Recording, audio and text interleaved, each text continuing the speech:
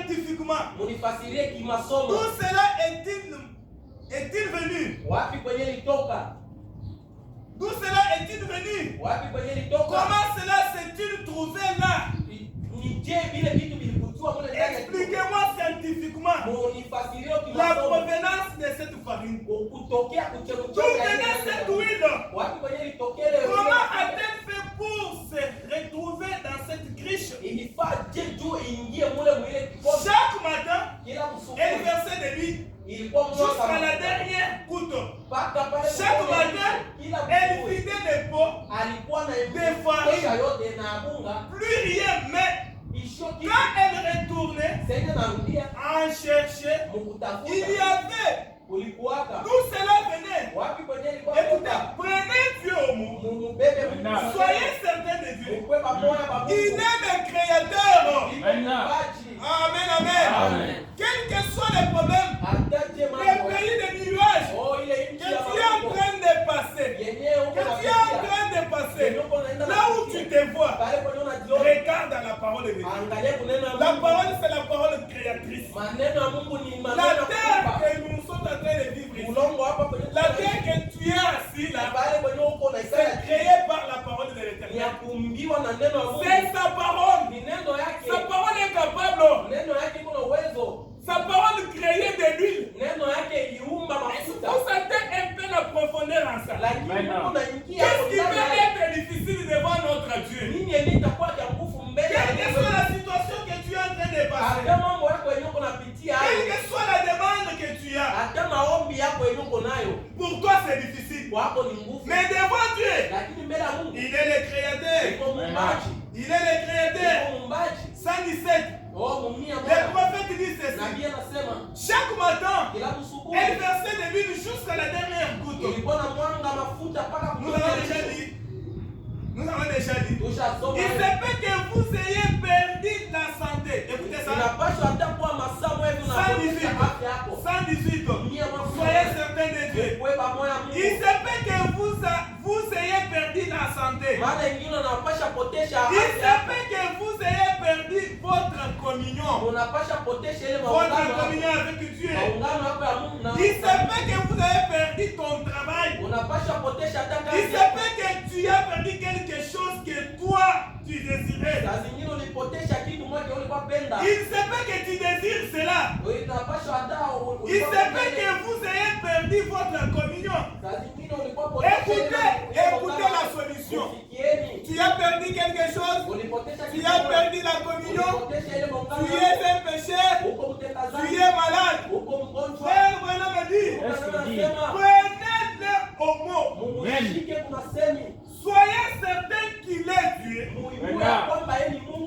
Cette période sombre que vous traversez ne paraîtrait peut-être pas aussi sombre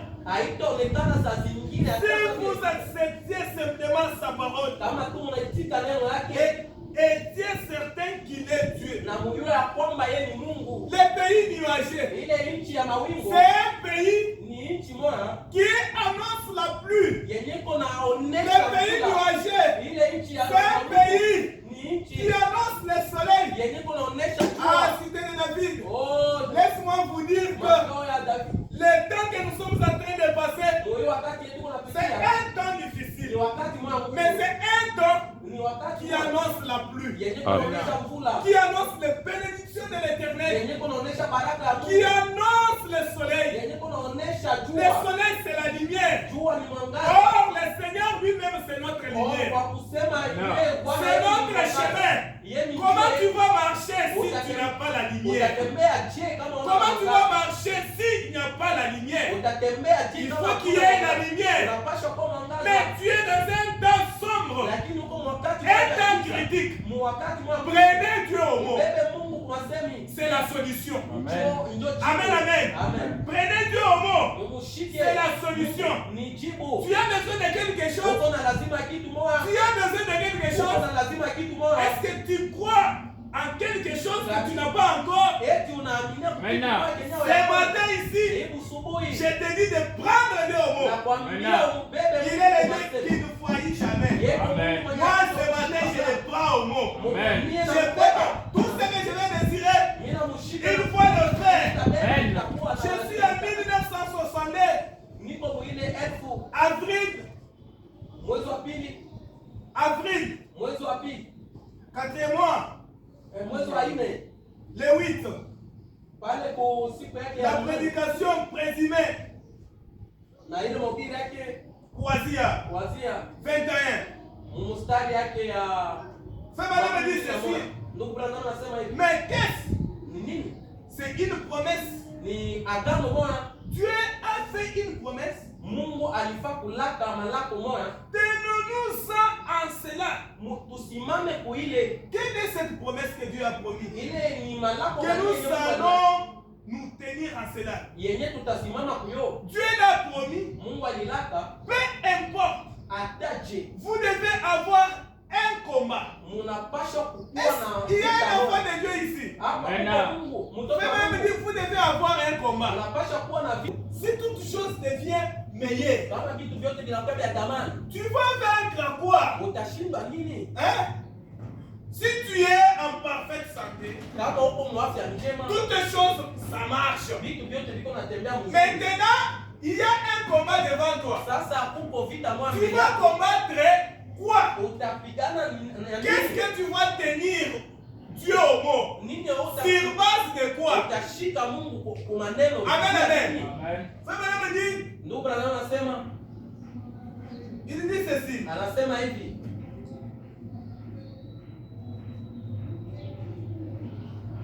Eh bien,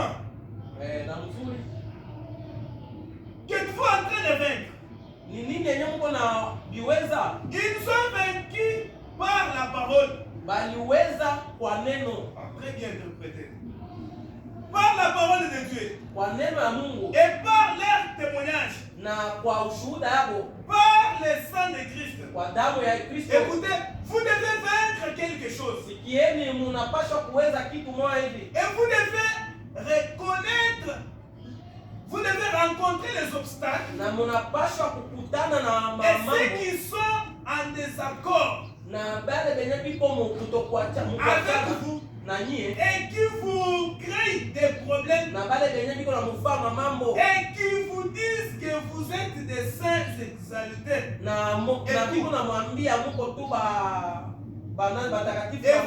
Cela est placé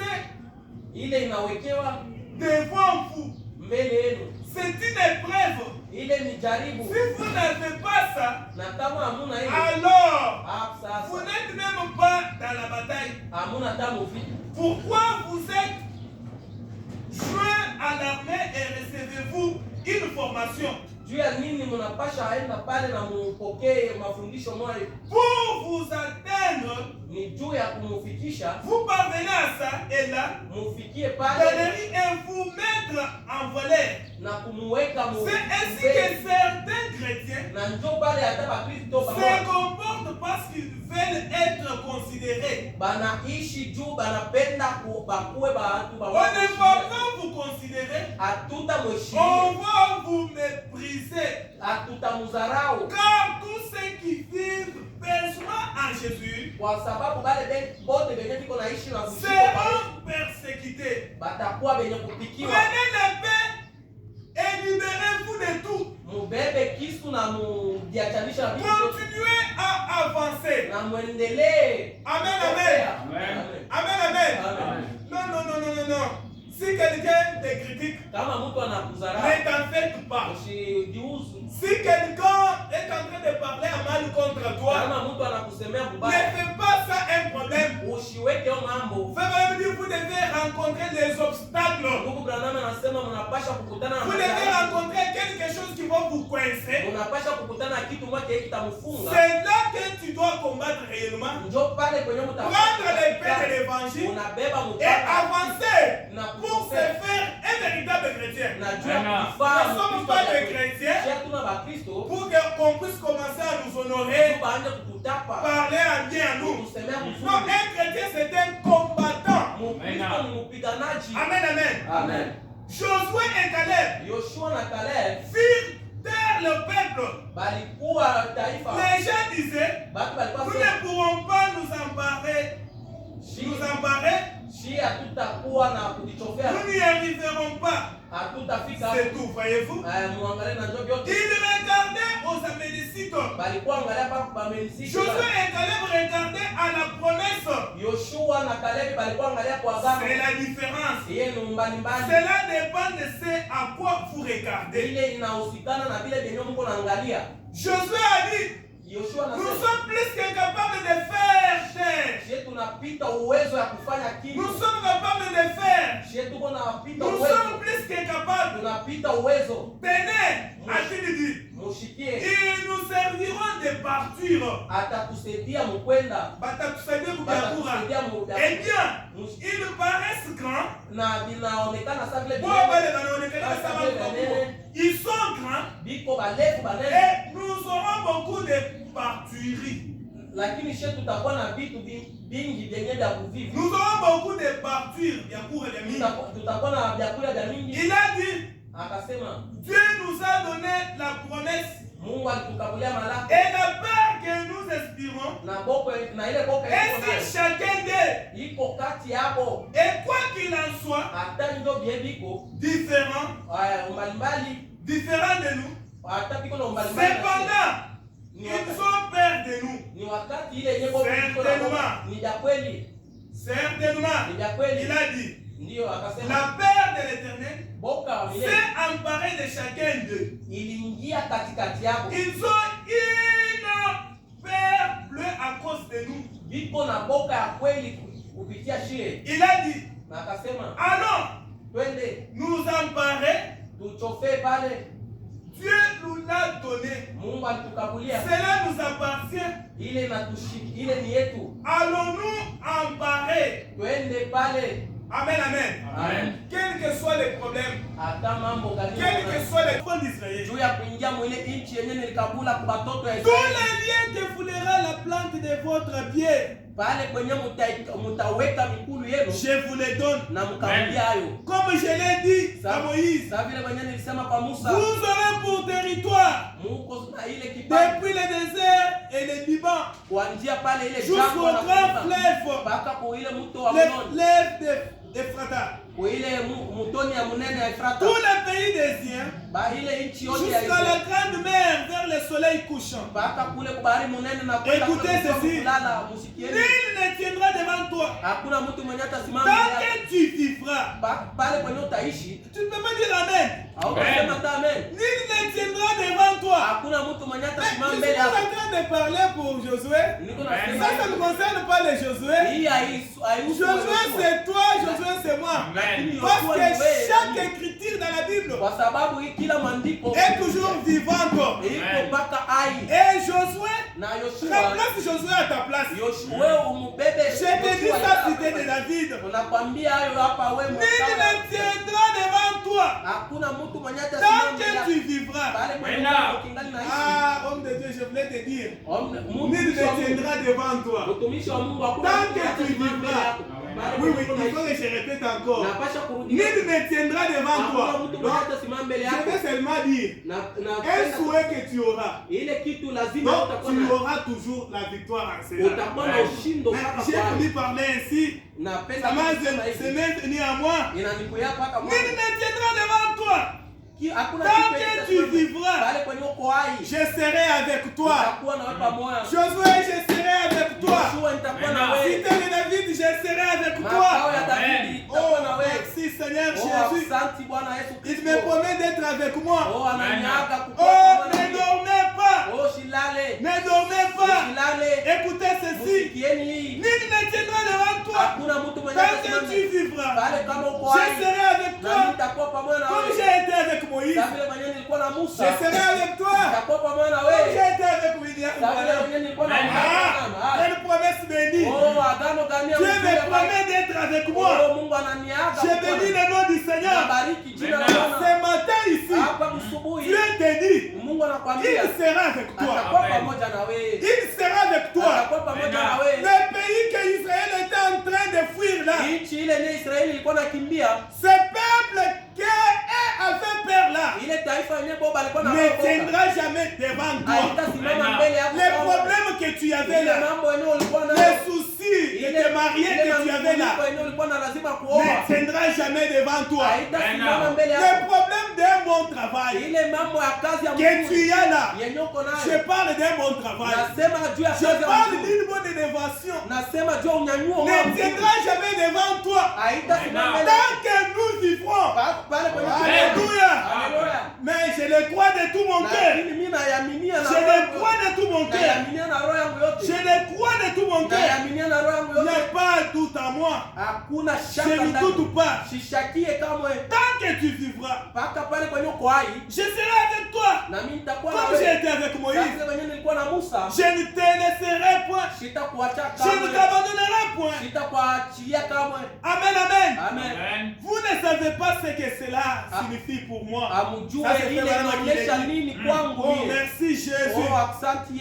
Quand ça, la première fois que cela m'est venu, à mon esprit, à l'esprit, ça c'est ma vie.